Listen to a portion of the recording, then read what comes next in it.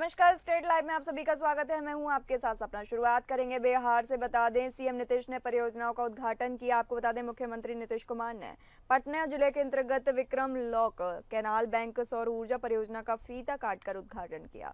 उद्घाटन के पश्चात मुख्यमंत्री ने विक्रम लॉक कैनाल बैंक सौर ऊर्जा परियोजना परीक्षण का निरीक्षण किया और परियोजना की कार्य पद्धति एवं व्यवस्थाओं के संबंध में जानकारी ली। निरीक्षण के क्रम में अधिकारियों ने मुख्यमंत्री को बताया कि बिहार सरकार के जल जीवन हरियाली अभियान के 10वें अवयव सौर ऊर्जा उपयोग को प्रोत्साहन एवं ऊर्जा की बचत के तहत हरित ऊर्जा के लक्ष्य को ध्यान में रखते हुए राज्य में सौर ऊर्जा संयंत्र लगाए जा रहे हैं। इसके तहत पटना जिले में विक्रम लॉक के समीप मुख्य नहर के किनारे जल संसाधन की भूमि पर 2 मेगावाट क्षमता का सौर ऊर्जा परियोजना का निर्माण कराया गया है। इस परियोजना को स्थापित करने के लिए राज्य सरकार द्वारा राशि का वहन नहीं किया गया है। निरीक्षण के दौरान मुख्यमंत्री ने कहा कि राज्य सरकार जल जीवन हरियाली अभियान के तहत सौर ऊर्जा को बढ़ावा दे रही है।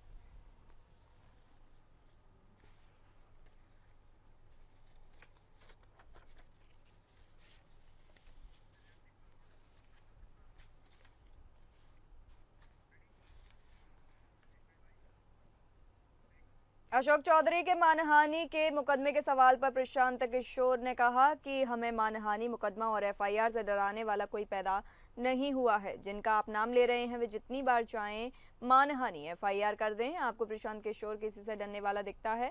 हम कोई बालू शराब माफिया हैं, किसी सरकारी पद पर हैं, डंके की चोट पर 3 साल से अभियान चला रहे हैं। अभी हम यहाँ आए हैं और देख लीजिए, हमारे साथ एक हवलदार तक नहीं है। जिस बिहार में लोग मुखिया बनने के बाद 4 गनमैन सुरक्षा के नाम पर लेकर घूमते हैं, उसी बिहार में हम 3 साल से पैदल चल रहे हैं और एक सिपाही तक नहीं लिए। हम किसी से डरने वाले नहीं हैं। गांधी मैदान में इसी सरकार ने रात के अंधेरे में 3 बजे मुझे उठा दिया गया। 20 थाने के लोग मुझे अरेस्ट कर कोर्ट में ले गए। हमने बीपीएससी के बारे में कहा, बीपीएससी के जरिए नौकरी बेची जा रही है। कौन नहीं जानता कि यहाँ पर नौकरी बेची जा रही है। अशोक चौधरी की बेटी को पैसे देकर टिकट बेचने के मामले पर प्रशांत किशोर ने कहा, ये पूरे बिहार में सरेआम चर्चा का विषय है।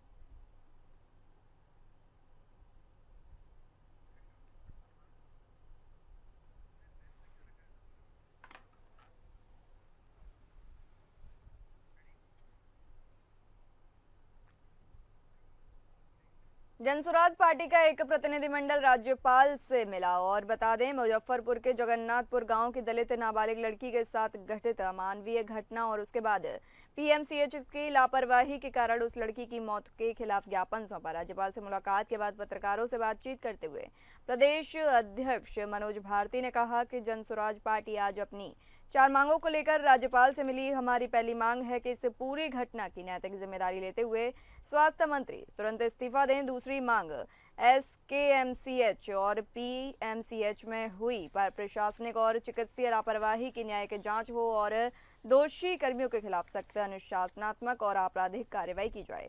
तीसरी मांग है कि पीड़ित परिवार को 1 करोड़ रुपए की आर्थिक सहायता और पूरे परिवार के एक सदस्य को सरकारी नौकरी दी जाए।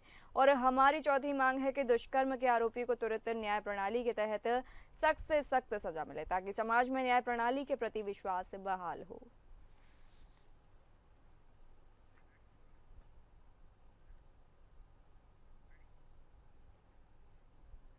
किशनगंज में आपका जनसंपर्क अभियान किया गया। बता दें, आम आदमी पार्टी के बिहार प्रदेश अध्यक्ष राकेश यादव किशनगंज के खगड़ा स्थित सर्किट हाउस पहुंचे, जहां पार्टी कार्यकर्ताओं ने उनका गर्मजोशी से स्वागत किया।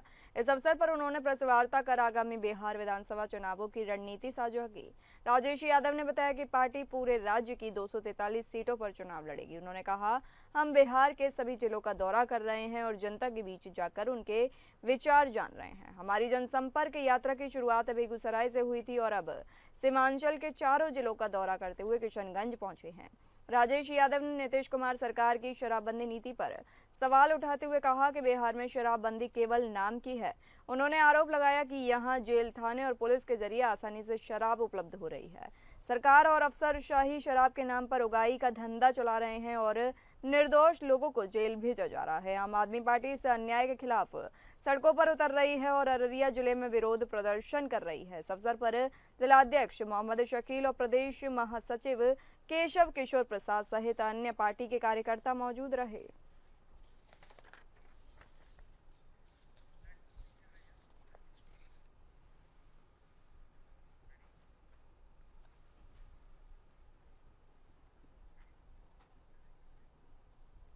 अररिया के पलासी प्रखंड में जनसुराज की एक अहम बैठक आयोजित की गई। इस दौरान परिवर्तन के मुद्दे पर कार्यकर्ताओं को एकजुट करने और जनता के बीच जनसंपर्क अभियान को धार देने पर चर्चा हुई। बैठक की अध्यक्षता मुखिया मोहम्मद रागिब उर्फ बबलू और मुखिया रूबी शोएब ने संयुक्त रूप से की। पत्रकारों से बातचीत करते हुए चंद्रशेखर सिंह बब्बर ने कहा कि बिहार में परिवर्तन की लहर चल रही है।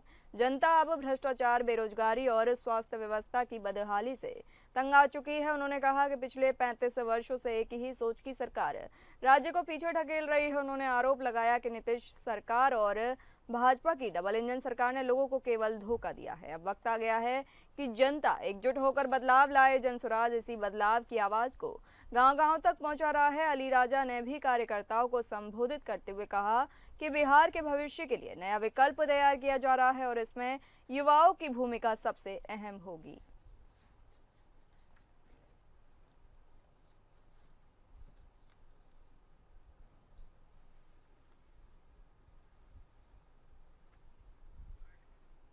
बताते चलें कि अररिया के पलासी प्रखंड में जनसुराज की एक अहम बैठक आयोजित की गई। इस दौरान परिवर्तन के मुद्दे पर कार्यकर्ताओं को एकजुट करने और जनता के बीच जनसंपर्क अभियान को धार देने पर चर्चा की गई। बैठक की अध्यक्षता मुखिया मोहम्मद रागिब उर्फ बबलू और मुखिया रूबी शोहेब ने संयुक्त रूप से की।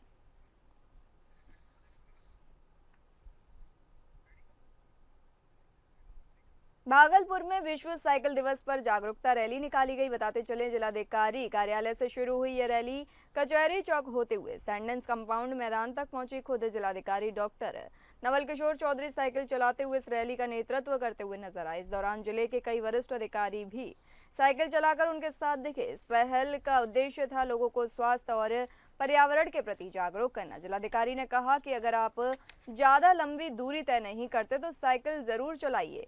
इससे आपका स्वास्थ्य भी बेहतर रहेगा और पर्यावरण को भी फायदा होगा। डीएम ने यह भी बताया कि यह रैली सिर्फ फिटनेस के लिए नहीं थी बल्कि आगामी विधानसभा चुनाव को लेकर मतदाता जागरूकता का संदेश देने के लिए थी।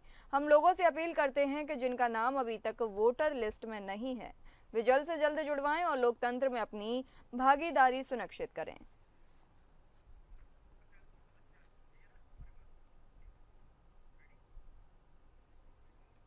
खबर बिहार से है। बिहार के कैमूर जिले में कूड़ा डंपिंग से लोग परेशान हैं। बताते चलें जहां भभुआ नगर परिषद के द्वारा भभुआ थाना क्षेत्र के स्वरा नदी के समीप सारंगपुर मोड़ के पास कूड़ा निस्तारण से लोगों को काफी परेशानी का सामना करना पड़ रहा है। इस समस्या को लेकर जिला परिषद सदस्य विकास सिंह ने नगर परिषद पर मनमानी और लापरवाही का आरोप लगाते हुए कहा कि नगर परिषद के कर्मियों के द्वारा सारंगपुर मोड़ पर कूड़े को जलाने से काफी धुआं निकलता है, जिसके कारण वाहन चालकों को देखने में काफी परेशानी होती है। दुर्घटना की संभावनाएं बनी हुई है। वहीं से धुएं से आम लोगों के स्वास्थ्य पर भी प्रतिकूल प्रभाव पड़ रहा है। वहीं इस मामले में भभुआ नगर परिषद कार्यपालक पदाधिकारी संजय उपाध्याय ने कहा कि इस समस्या से लोगों को जल्द ही निजात मिल जाएगी।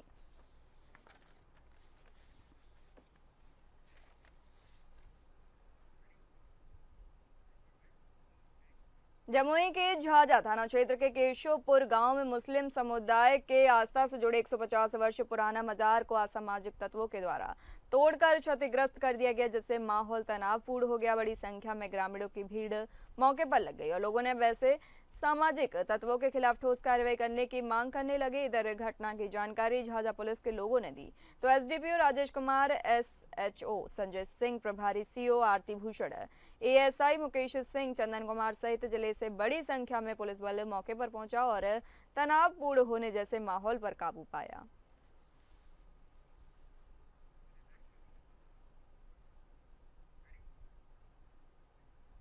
रोहतास जिले में अपराध की रफ्तार कम होने का नाम नहीं ले रही है। बता दें बीते 4 दिनों में 4 हत्याएं हुई हैं, जिसने जिले की कानून व्यवस्था को कटघरे में खड़ा कर दिया है।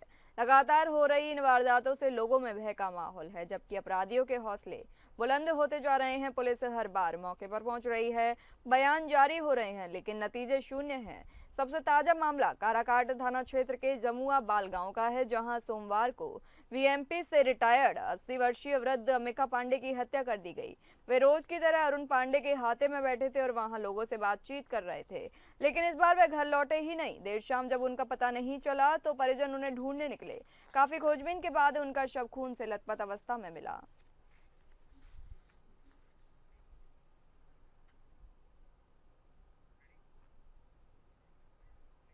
अगर आप ट्रेन से सफर कर रहे हैं तो सावधान हो जाइए। बताते चलें कि कहीं आपके ट्रॉली बैग से बदमाश आपके कीमती सामान को उड़ा ना ले। जी हां, ताजा मामला खगड़िया सहरसा रेलखंड के बदला स्टेशन के नजदीक का है, जहां खगड़िया स्टेशन से सवारी गाड़ी ट्रेन से बख्तियारपुर स्टेशन जा रही एक महिला के ट्रॉली बैग से बदमाशों ने 8 लाख मूल्य का सोने और चांदी के जेवरात के साथ नकदी भी उड़ा ले भागा। पीड़िता निभा देवी की माने तो अज्ञात बदमाश ने ट्रेन में ही बिना भनक लगे ट्रॉली बैग के चेन को तोड़कर ट्रॉली बैग के अंदर रखे जेवरात और नकदी रखे छोटे बैग को चुरा लिया और आसानी से ट्रेन से उतर गया। बदमाश खगड़िया स्टेशन से ही पीछा करते ट्रेन के बोगी में साथ बैठा था। हालांकि मानसी जीआरपी थाना में केस दर्ज हो गया है और पुलिस जांच में जुटी हुई है।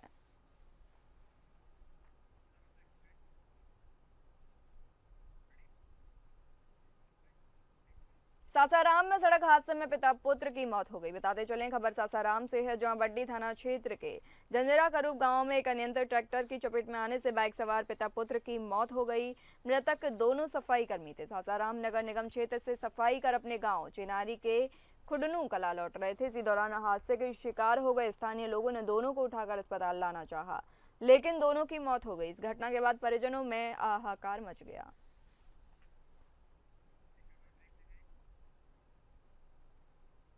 चलिए बढ़ते हैं, अगली खबरों पर बात करेंगे झारखंड की। झारखंड के स्वास्थ्य मंत्री डॉक्टर इरफान अंसारी ने राज्य के स्वास्थ्य क्षेत्र में बदलाव के साथ जुड़ी योजनाओं पर कई महत्वपूर्ण ऐलान किए। दरअसल राजधानी रांची स्थित प्रतिष्ठित होटल रेडिसन ब्लू में एक दिवसीय एएचपीआई कॉन्क्लेव में शिरकत कर स्वास्थ्य मंत्री ने राज्य के तमाम मेडिकल संस्थानों के प्रतिनिधियों को संबोधित किया और पूरी टीम को इस महत्वपूर्ण आयोजन के लिए बधाई दी। इसी बीच पत्रकारों से हुई बातचीत में स्वास्थ्य मंत्री ने रिम्स 2 के निर्माण के खिलाफ भाजपा सहित विपक्षी दलों के आरोपों पर पलटवार करते हुए इस योजना में रुकावट नहीं डालने को कहा। तो वहीं राज्य के निजी अस्पतालों को बड़ी खुशखबरी देते हुए डॉक्टर अंसारी ने आयुष्मान भारत योजना के तहत लंबित बिलों के भुगतान का भरोसा दिलाया।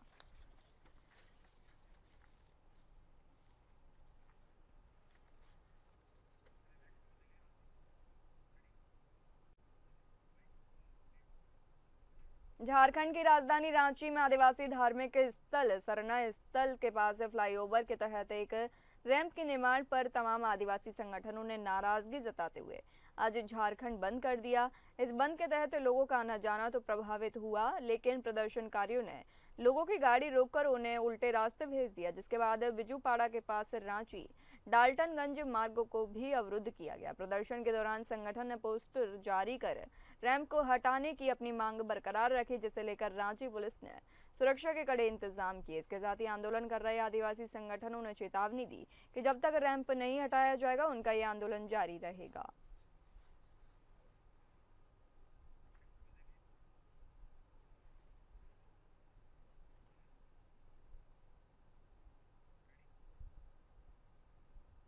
तलोजा में हुई सोनम केड़ी की आत्महत्या के मामले ने अब नया मोड़ ले लिया है। बताते हैं, रायगढ़ जिले के पैदर गांव के नागरिक इस मामले में आक्रोशित होकर सोनम को न्याय दिलाने की मांग को लेकर तलोजा पुलिस थाने पर मोर्चा लेकर पहुंचे और जोरदार विरोध प्रदर्शन किया। बताया जा रहा है कि सोनम केड़ी पर उसके ससुराल वालों के द्वारा मानसिक रूप से अत्याचार किया जा रहा था। घर बनाने के लिए पैसे और वंश बढ़ाने के लिए लड़का चाहिए, इस तरह के दबाव के चलते उस पर लगातार शारीरिक व मानसिक तनाव डाला जा रहा था। इस सबसे तंग आकर सोनम ने अपनी 4 साल की बेटी की हत्या करने के बाद खुद आत्महत्या कर ली।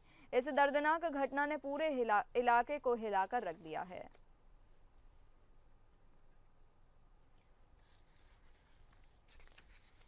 बताते चलें, तलोजा में हुई सोनम केड़ी की आत्महत्या के मामले ने अब नया मोड़ ले लिया है। रायगढ़ जिले के पेंदर गांव के नागरिक इस मामले में आक्रोशित होकर सोनम को न्याय दिलवाने की मांग को लेकर तलोजा पुलिस थाने पहुंचे और जोरदार प्रदर्शन किया। बताया जा रहा है कि सोनम केड़ी पर उसके ससुराल वालों के द्वारा मानसिक रूप से अत्याचार किया जा रहा था। घर बनाने के लिए पैसे और वंश बढ़ाने के लिए लड़का चाहिए, इस तरह के दबाव के चलते उस पर लगातार शारीरिक व मानसिक तनाव डाला जा रहा था। इन सबसे तंग आकर सोनम ने अपनी 4 साल की बेटी की हत्या करने के बाद खुद आत्महत्या कर ली। इस दर्दनाक घटना ने पूरे इलाके को हिलाकर रख दिया है। इस मामले में तलोजा पुलिस थाने में सोनम के पति, सास और 4 ननदों के खिलाफ मुकदमा दर्ज किया गया है।